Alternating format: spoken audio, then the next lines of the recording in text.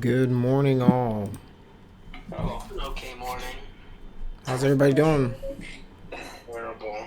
I'm doing alright. Good to know. Good to know. Let's see. Let's see. You guys have been working on your stuff all weekend, I see. Not really. Not really? You wanna know why? Why is that? It's because I asked for help and nobody helped me at Oh, all. did you ask for help and no one helped you? Yeah, go to General for me, please.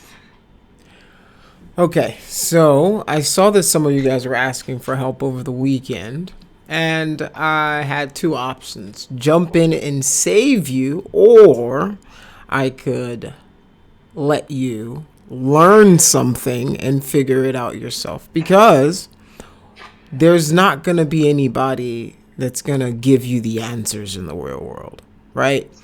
And Someone cry for help. yeah, this is the easiest project you're going to have in this class. Like, this is baby cakes, right? And I want you guys to be resourceful. I want you guys to be able to get out there, find the information that you need, right? There isn't gonna, you just got to go out there. There's YouTube, there's, my tutorials aren't the only tutorials that exist in the world, right? Be resourceful. That's what's going to get you paid, get you a job. If nobody feeds you, that doesn't mean you're not going to eat, right? If you're hungry, go eat, right? If you're hungry, there's food in the fridge, go and eat. Mom doesn't have to feed you. Dad ain't got to feed you. You know to go eat, right? Think about that in the sense of information. There's information out there. It's your job to go and gather it.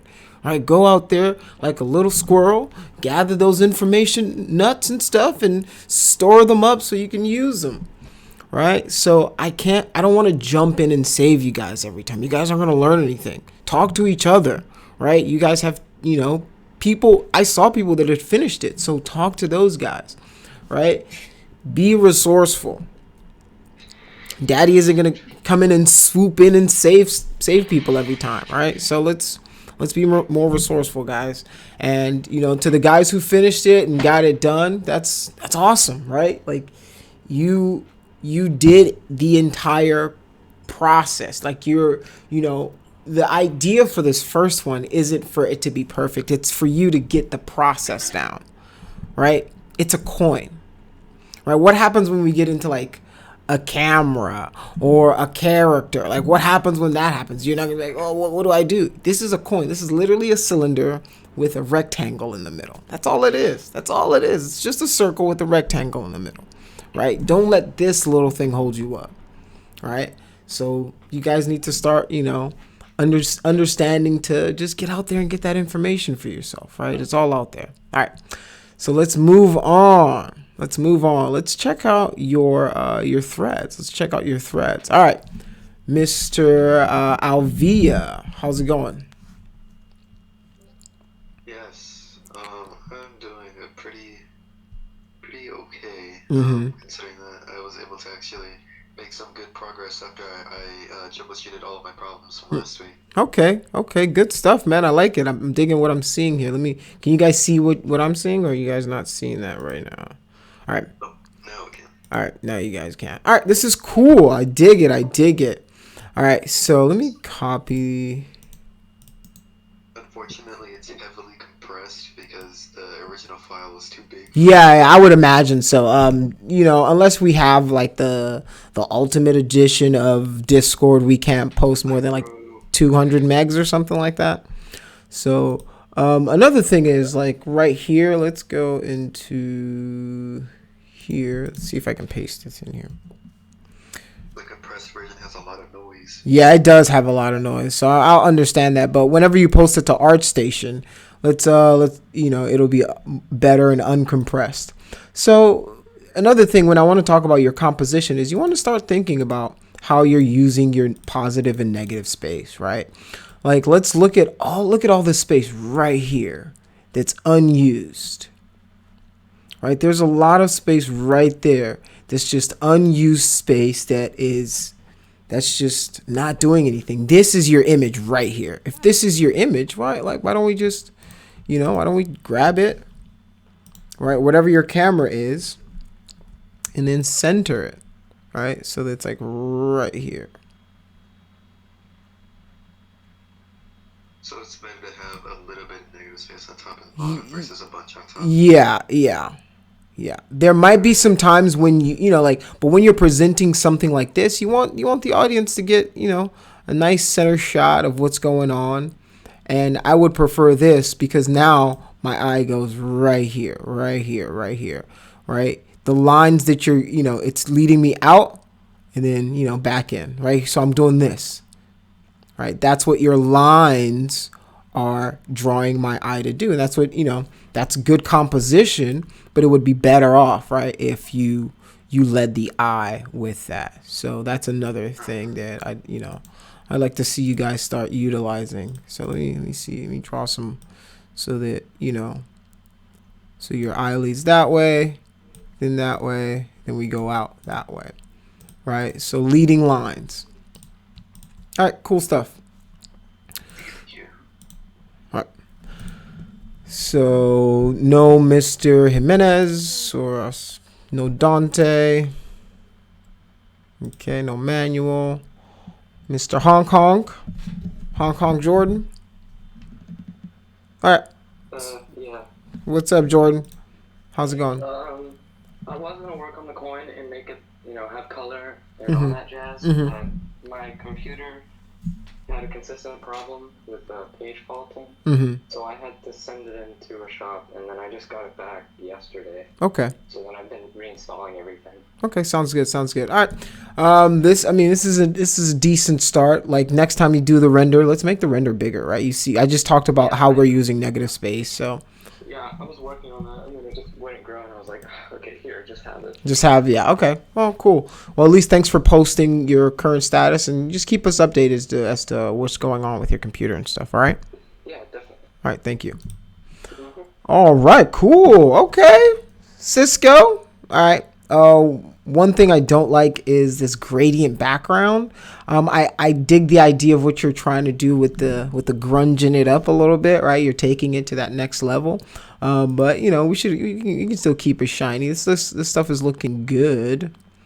It's fine. Let's check this out. Right, this looks good. I like this a lot. This is, great work. Yeah. And I would do the exact same thing that you did for these with the low poly, and then put the poly count and stuff like that in there. So let me see.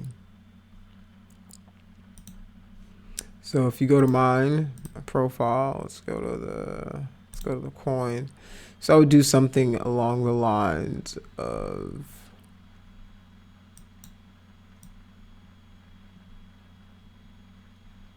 some like this, right? This is the low poly.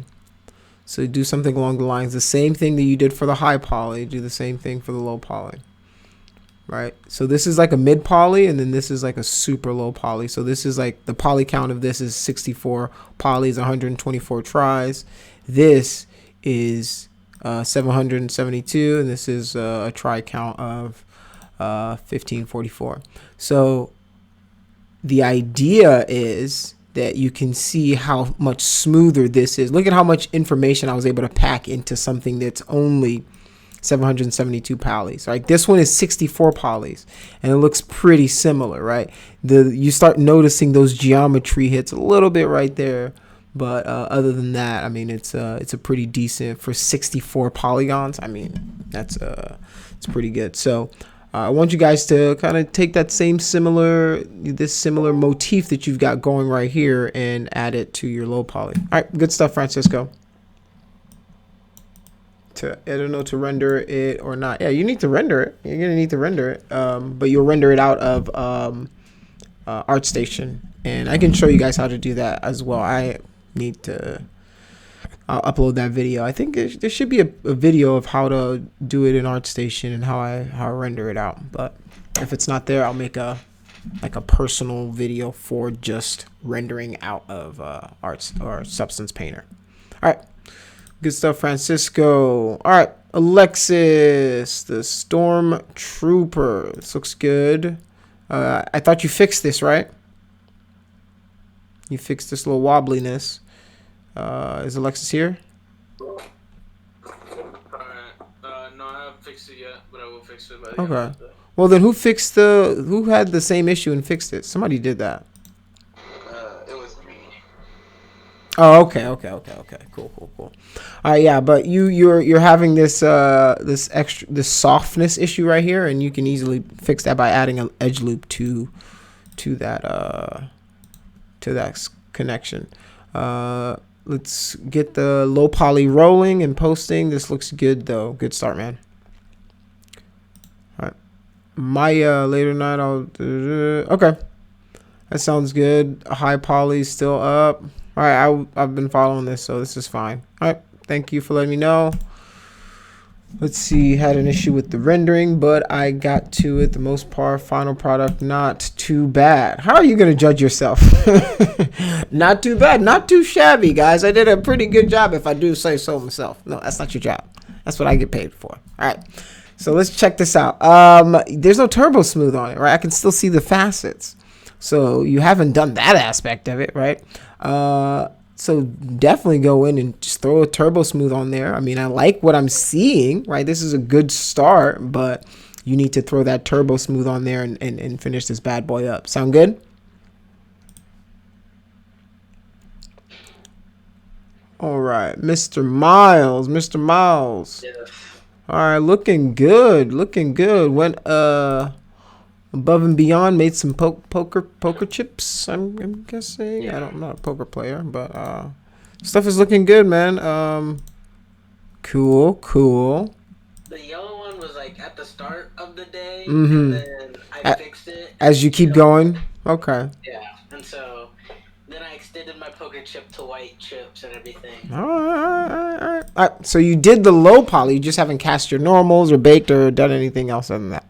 Well, I haven't really been able to because every time I try to, it just goes from my low poly, which starts out white, to just the same low poly, just gray. That's because you probably didn't import your high poly properly, or you didn't export your high poly properly. So when you exported your high poly, did you have something show up? Did it show that you had a certain number of kilobytes on there, right?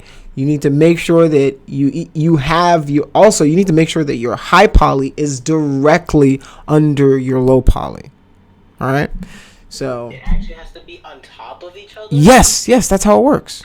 It's baking the information from the high stuff to the low stuff. That's how baking works. So whenever I'm exporting it, they have to be on top of each other. Well, you're gonna separate them. You're gonna do one as the low poly and then one as the high poly, but they're supposed to be sharing as close a 1-to-1 ratio in their XYZ space as possible. Yeah, then you can't like put them like side by side. Like they need to be like right here, like entwined on top of each other, right? The low poly is essentially an average of the high poly information, right? So if this is my high poly, let me show you guys what I'm talking about here.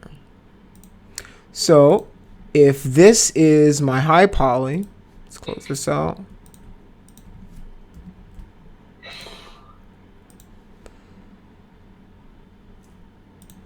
So if this is the high poly information that I have, I would want my low poly to be about right here, right? Because what you're going to do is you're going to shoot those rays. Whenever you're baking those normals, the information is going to break those rays, and it's going to bounce those rays out this way, right? To get what it wants, to get information, and it's going to bounce the information back this way as well. And what it's going to do is it's going to bounce it. When it stops, it's going to bounce that information back, and it's going to bake that information onto our low poly mesh, right? So we're going to have, this is our high poly right here, HP, and then our low poly, right? You want it to be an average of your high poly mesh so that whenever the rays are shot out, you're getting that information back in there. All right. So that's. I have to export them on top of each other, right? Is that what you're saying? No, you export them separately, but where in 3ds Max they're gonna share the same space. But when you export them, you export the low poly by itself. You export the high poly by itself. But whenever it brings them back together inside of Substance Painter, since they're sharing such similar UV and positions on the XYZ coordinates, that's how it's going to bake that information. All right. Is that still not clear? Do I need to show another demonstration of what that means, or are you understanding? I think I get it. Uh-huh. I think I get what you're saying, because what I did was I took my coin and like they're like exactly the same, right? I just, whenever I was on 3ds Max, I moved one to the left and one to the right and then exported them. Okay. And then went to Substance Painter and did it. Oh, I don't know if that's right or not. I don't. I really don't. So let me see if they have any images that can demonstrate what I'm talking about.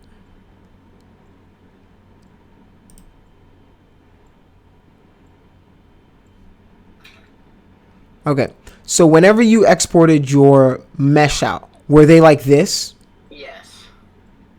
See, okay, so the high poly would need to be inside of this, right? But whenever you export it, you're going to export it by itself, right? You're going to export the high poly by itself, but it shares that same XYZ coordinate. Do you understand that? Yeah, I get it. Okay. Oh my god, I can't believe that took me a week. 2 Yeah. days. Oh my Yeah. god. I gotta go cry. All right, it's all good. It's all good, man. All right. So now that you understand that, that should be easy for you to go back and kind of fix. All right. So let's move on. Good stuff, man. Keep it up. Keep it up. You're gonna hit some walls, but you know you'll make it through those. All right. Let's look at Mr. TRS's.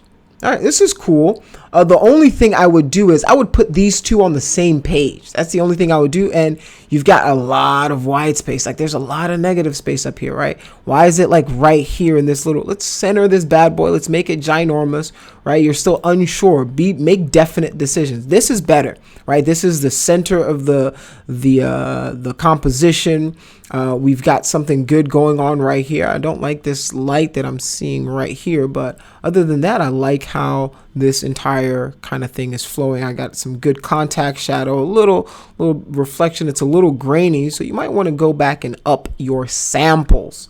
All right. So other than that, that's a good start to your high poly. You're free to move on to the low poly and knock that out. All right. Let's go to Mr. Angel. All right, let's see what you got for me. All right, this is interesting. This isn't the final high poly, but this is a gray shade. This is it's a decent render, I guess. Yeah, I'd like to see the final like this, but you know, you've got a lot of space right here, and you got a lot of space right there. So let's take care of that in the final, all right? All right. The high poly is good. The high poly is good. You just need to do that finishing touches to it, right? Honestly, I'm very proud of this. Like when I finished this, I was so proud of myself. I'm so accomplished. Like, Dude. You know, there's not a lot to do, but That's good. That's good, man. Good start, man. Just keep pushing. Just keep, get to that last little step of it to make it really pop out. All right. Yes, sir. Good stuff, man. Thank you. All right, Paola, man, Paola coming through with it. Wow, good stuff. Good stuff. All right. I dig it. I'm gonna probably go a little in depth into rendering in Substance Painter in one of these videos here in a bit, so that you guys can get a better idea of how I would go about texturing. I did a little sample of it in the video, but some of this stuff could get a little better. All right, yeah, but I'd like to see those textures on there, and you can do the same thing inside of Substance Painter, right? You can bring in these three and then apply those materials to it again, and then just render it out of there, right? Or you can render one, remove the background, save it out, and then composite it back in Photoshop, which is another way to do this. But yeah, this is good stuff. You knocked out your high poly, you knocked out your low poly, so you can start getting started on researching the next part of this. So you just need to finish this out, right? You need to finish it out. I need to see this, 3 of them, and then in that same array that you have these in, because these look really good, right? These are It's really well done. So good stuff, Payola. Really, really nice looking stuff. All right.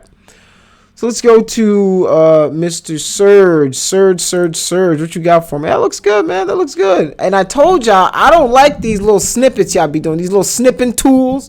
This is nonsense to me. Nonsense. All right. No, I just put it up there to show my progress. Yeah, good progress, man. You got good progress. I just need better renders because everybody here knows what this interface looks like. Nobody cares about that. That's not, everybody cares. All right. Let's see the work. I care about your work, not your interface. All right. So good stuff, man. Y'all are really knocking this one out. All right. Good stuff. All right. So you need to go ahead and finish this off, right? Post it this way and make sure that your stuff is ready. All right. And last but never the least, Mr. Jalen Turner. All right. This is still where we were. Hopefully you get some more done to put up. All right. So today's class, we're going to talk about some modeling fundamentals, the fundamentals of modeling, how you would go about modeling pretty much anything you want to model out there.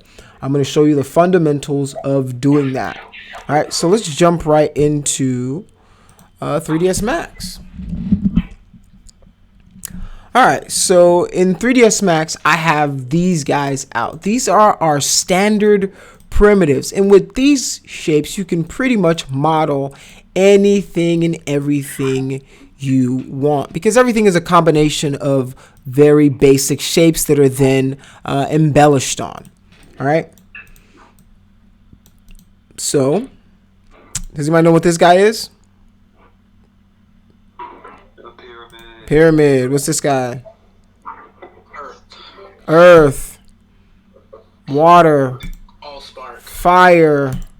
Wind. With all these, we have the avatar. All right. This is the avatar of modeling tools right here. All of these combined together, they make the avatar. And with that, you can defeat the Fire Nation. All right. So let's go into the plane. I'm just gonna make a duplicate of all of these. All right, so that you guys can see exactly what I'm talking about when I say that you can model pretty much anything with these. Let's make a copy, Alt Q. So when it comes to 3D modeling, we want to start as simple as possible. So the first thing I usually do is I try to block out. When I say block out, I mean the most basic of shapes, right? If I'm going to model a camera or something, I would start with a cube, right? And I'd say, okay, well, let's convert this to an editable poly right quick. I'm just freestyling right now, but you know, here's the body, and then for the lens, I just grab a cylinder, right? All right. If you guys could do me a favor, mute yourselves, that'd be awesome. So I can then let me center it, and then go here. Let's reduce the radius, reduce the height. Right? I haven't gone into any kind of detail, but I'm just blocking it out. Right? Maybe there is a button at the top.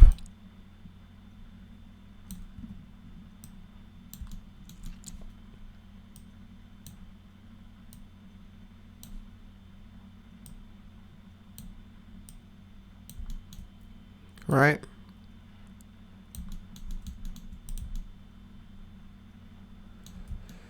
Right, so if this is the first step, I've just blocked it out. This is just a basic old camera. Then I can start going in and then adding maybe some secondary detail. Right, now I can go into my edit poly. I'll add some edge loops here. Maybe do an extrude.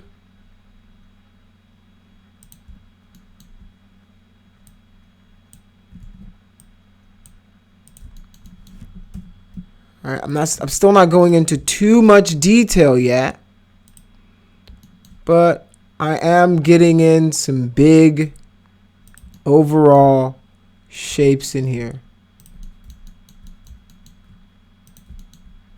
And then just chamfer these. So now we get in. Now we're cooking with fire.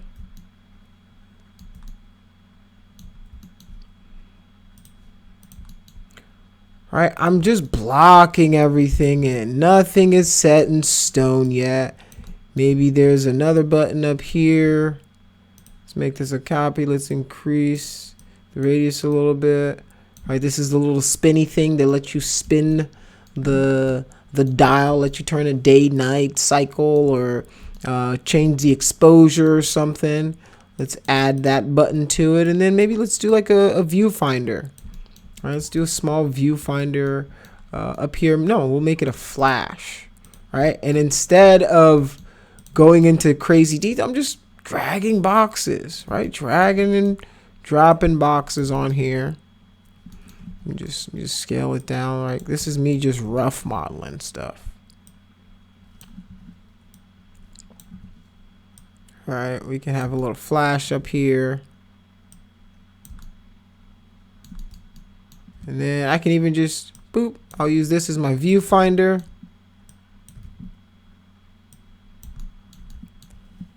All right, I'm just going to flatten this guy out. This would be like my little LCD screen or something.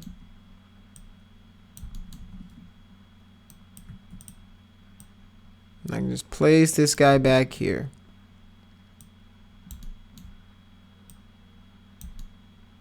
Right? So now if I hit F4, you can see I've just got these basic shapes. I'm not doing anything crazy. I'm going to convert this guy to editable poly. Maybe bring this guy down a little bit so he looks more like a flash. All right, so this is a block out, right? So we started from a box. And then we just started adding onto it, right? We then, you know, these, and then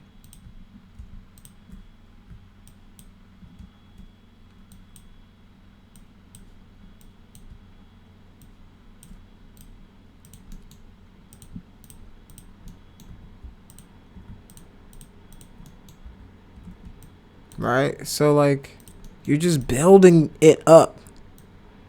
All right, so if this was one of those little how to draw videos, this would be the steps.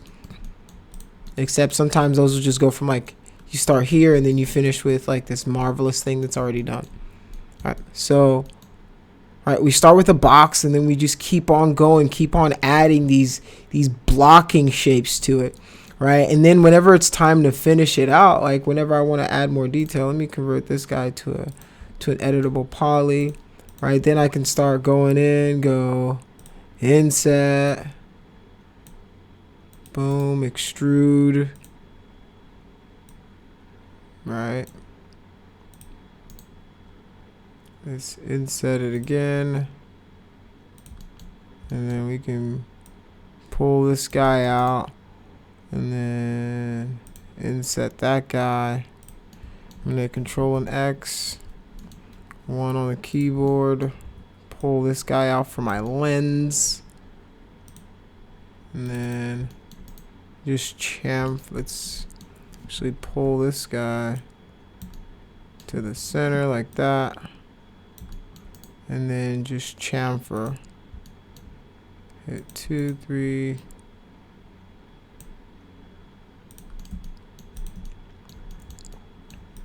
Alright, so I'm just freestyling. I haven't even looked at any reference, and I wouldn't suggest you guys do this. But if I had like reference with me, you know, I would just follow the reference, make these basic shapes. I'm not going crazy or anything with my detail. Just making these basic shapes. Actually, this would come out because what you would need to do is you would need to, roll these for the focus and the lens and stuff like that. The focus and the aperture. All right, so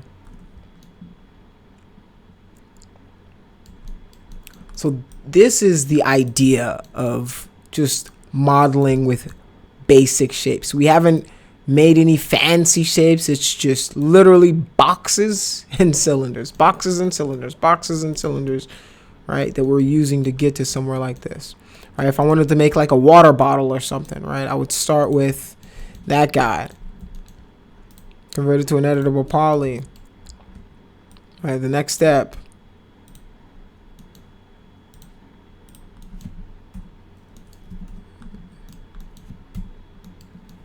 let's hit G on the keyboard. Let's hit F4 to show our wireframe. Let's hit 1 on the keyboard. And then I'm going to go ahead and hide this guy. So then now we can hit 1. All right, I can pull this guy up. This will be the body of the water bottle.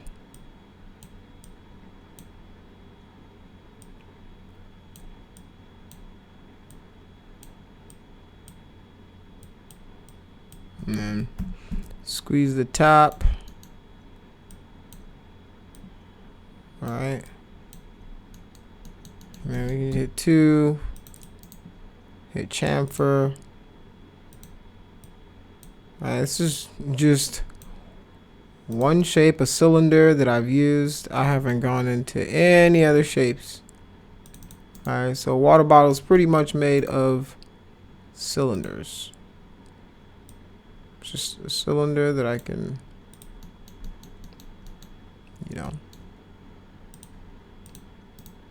then let's just hit extrude.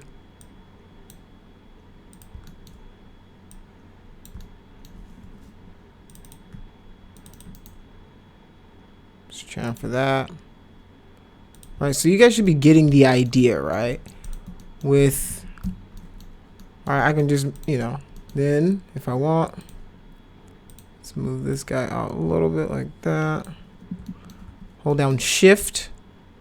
All right, and I can drag out that poly. I'm gonna drag it to the element. Control select to grab my border. Hold down P to get to my executive. Z to zoom in. All right, right click, cap it. Then grab this guy. All right, just like that. I made a top. All right, just like that. Made a top for it. Right, so it's that easy. Let's add a smoothing group. Auto smooth. All right. It's that easy to just start making things. And I can inset this. All right, and then just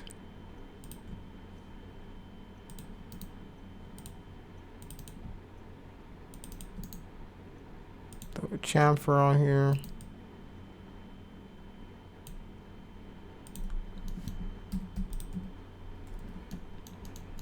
All right, so it's just from a cylinder, we're able to make a water bottle. All right, cylinder can also be, let's make this radius, we do copy.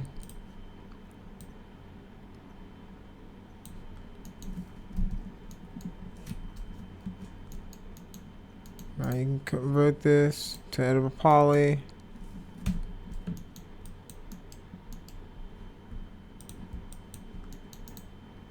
Let's do an extrude, reduce that all the way. And then hold down R, bevel it. All right, extrude.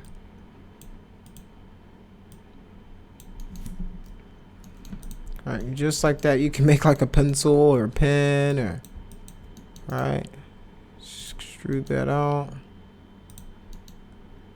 And 2. So actually, let's cancel. Let's do an extrude on this.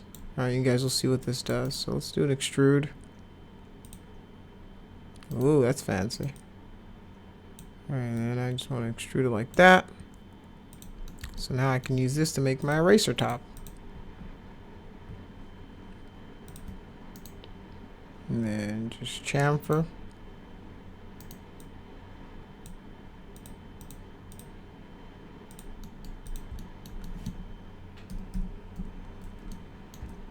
Alright, make a pencil. We can just out of any of these basic shapes. Alright, so what I do, right, I've started to mix in new kind of techniques into my workflow. Well, new for me, old for everyone else in the industry, because these kind of tools have been created a long time ago, and I've just been utilizing them recently because I understand them a lot better than when I first started. And this is something that I wouldn't use until you kind of get a grasp of topology, good topology, and how to make it work and things like that. So the idea is Booleans, right? I've started to use Booleans to take my high poly to the next level. Things that would be harder for me to machine and it'll take me a little more time to do. I've started to go and start using Booleans to achieve some of the shapes that I'm talking about. So I'll show you an example. Let's make like a hard surface object. All right, so let's make a box. Actually, I'll take what I already have, and I'll use this just to prove to you how ubiquitous and how easy some of this stuff is to build. So let's use those. Okay, and then let's Alt and Q. All right, so I'll start with this cube, make a copy, hit R like that. Okay. And then I'll just drag this guy into something like that, and then do this like so. All right, what I want is these shapes that are harder for us to machine and manufacture. All right, so let me make it like something like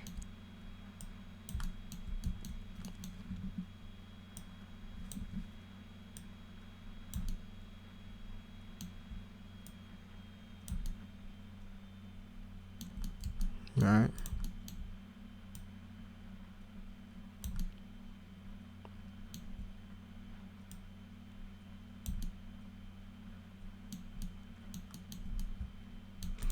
Okay, so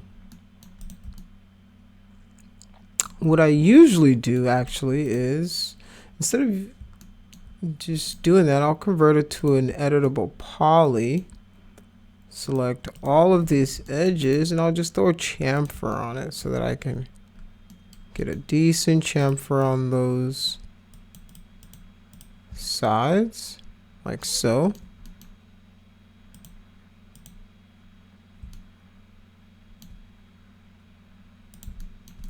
Right. So right now we're getting this weird issue going on, and that's because I went and squashed and stretched these cubes. So let me show you what I'm talking about. So this is it in its uniform kind of look, right? So if I manipulate it using these guys, it'll do better for me. So like I'll show you what it does whenever so now I do this. Let's make this relatively the same size, because I want to show you guys some workflow issues that you're going to have to deal with. So I'm going to right click, convert this to an editable poly. Actually, let's increase the height. So we have matching a similar height. Convert it to an editable poly. Now let's see what happens when I right click and chamfer. All right, so let's do 2, 3, 4. All right, now let's look at the difference in our chamfer results from one that I squashed and stretched versus one that isn't, right? If you look at these edges, look at that. It flattens it out because when I made it and I started trying to manipulate it, I was manipulating it like this, right? So you see how those polys are stretching with it, right? So whenever you're making your objects, you want to figure out where you want it to and then use that. Or if I didn't do that before I started adding my chamfers, I could reset my X forms and my my pivots and everything so that it would be back to normal and I would get a similar result to this, right? So that's what's happening there. And I don't want to use that, right? I just wanted to show you guys that just so you guys knew that you can really start to mess up your geo if you're not careful with how you're using your stuff. All right, so let's go back to what we were doing, which is trying to show you guys some Boolean operations to make some of your lives a little easier. I wouldn't start using this yet, but you know, whenever you guys start getting a handle on whenever you guys start getting a handle on 3D modeling, I mean, this is something that, man, you'll start to love and it'll start to be a friend to you. All right, so let's add this. Let's increase the height. All right, and then I'm gonna actually rotate this guy this way. Let's do 90. Okay, and then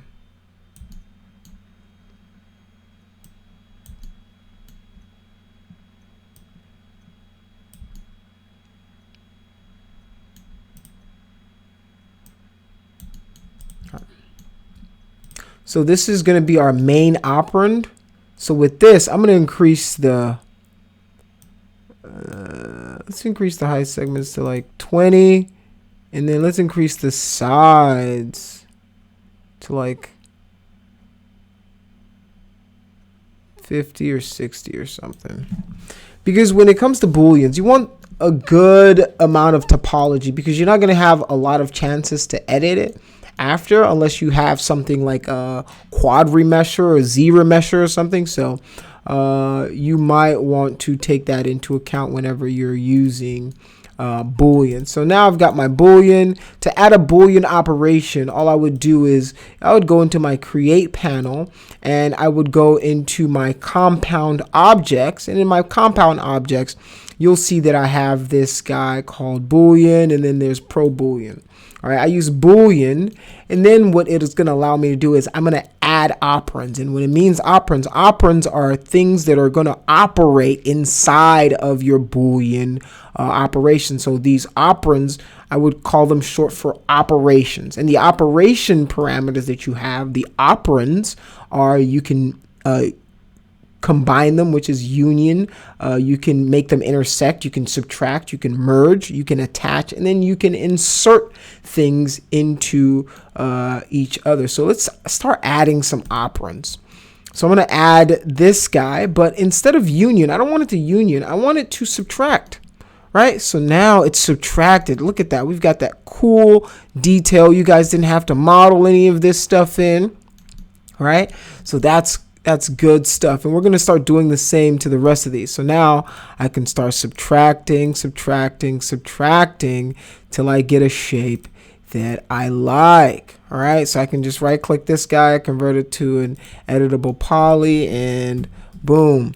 Right, this isn't game ready, but I could start baking, right, detail from something like this. I could start baking details from shapes and different things like this and use that in my low poly. But this isn't a game ready mesh or anything, because, you know, the moment we try to throw a turbo smooth on it or something, you see what happens. It turns it into baby food, right? It turns it into gook. right? We don't want this at all. But sometimes we do want to add more geometry to it. So what we can do is, because if you look, these guys look very machined, right? This is like if I was at a cutting floor and they were, this was like a manufactured piece or something like that. That's what it kind of looks like. But, we might want some extra highlights here. So 3ds Max has added a chamfer in here that you can throw on your objects or your Boolean objects that you can then use to add like chamfers to some of these edges and stuff. So like you can go by fixed or crease weight, and then let's see, 6 line segments, and then I can reduce the amount. So now, right, I can get some nice looking highlights. Look at that beauty. Getting some nice looking highlights, right, in our high poly mesh.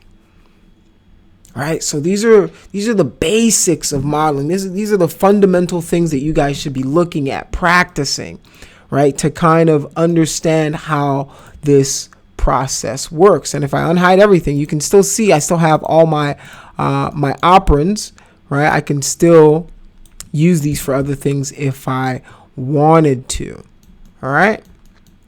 Does anybody have any questions?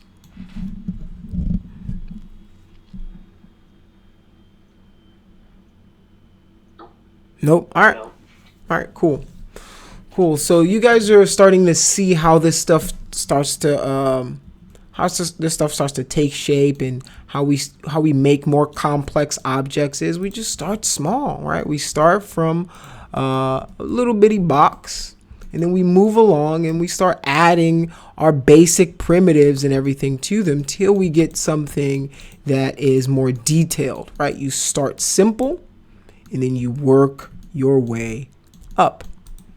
All right, so that's today's lecture, right? This week your coin low polys are due, right? So by the end of this week, I want to see everybody with their low polys done, textured, and rendered. Based on how this is going, we might get 1 or 2 more props in. Hopefully we can get 2 more in, so you guys can really get that practice, right? The idea of this isn't that you guys are going to be masters. This is modeling and rendering 1. I want you guys to just get familiar with just working, building things from blocking and building it up, right? You don't get to build Thor or Thanos, right? You don't just open up and click there's a Thanos button. No. You build them from scratch. You start with box, spheres, you use all these primitives at your tools, at your beck and call to kind of make your stuff happen. All right. So yeah, I want to thank you guys again for tuning in to the class. Don't forget to turn in your assignments. Don't forget to sign that sheet, sign that attendance sheet, so that the kids who need that student assistance and the aid can definitely receive it. Feel free to ask me any questions. Don't forget that it's okay to struggle. Struggling is part of it, right? This is the art of struggle, right? You got to struggle to get to the point where you really want to get to. Nothing in life worth having ever comes easy, right? If it came so easy, we wouldn't appreciate it as much. So I want you guys to appreciate the fact that you guys are pushing through this stuff and you're making it through. So if you guys don't have anything else, that's going to be it for the class. You guys are free to go. Question. Ask away. So you said that over the weekend you'd be working on making like something that has all the due dates for everything. Mm-hmm. Were you able to finish that up? Yes. I'll post that in the forum right after this. Okay, thank you so much. No problem. Any other questions? I think we're all good. All right. Have a good rest of your day, guys. I'll see you guys tomorrow morning.